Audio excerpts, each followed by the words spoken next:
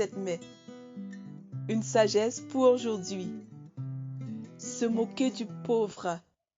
Qui se moque du pauvre déshonore celui qui l'a fait. Qui se réjouit d'un malheur ne sera pas tenu pour innocent. Proverbe 17, verset 5. Dans ce proverbe, le sage met en garde quiconque contre toute moquerie. Pour lui, la moquerie équivaut au déshonneur de Dieu, créateur de tout homme. La moquerie est un symptôme fort d'une crise d'identité. La moquerie aura toujours pour finalité le fait de rabaisser l'autre pour se sentir au-dessus de lui.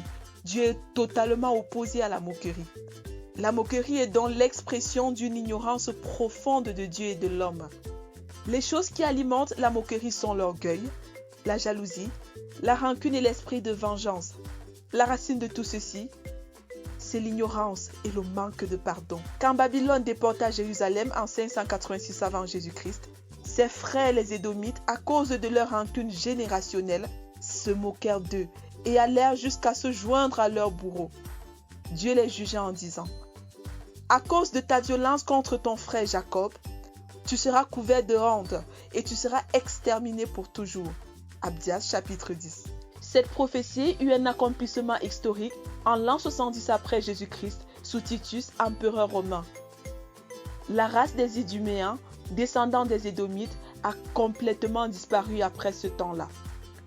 Jésus dit: gardez-vous de mépriser un seul de ces petits, car je vous dis que les anges dans les cieux voient continuellement la face de mon Père qui est dans les cieux. Matthieu 18, verset 10.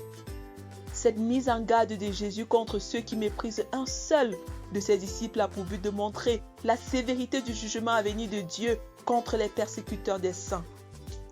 Vérité. Dieu interpelle les incrédules et les méchants afin qu'ils échappent au jugement à venir. Application.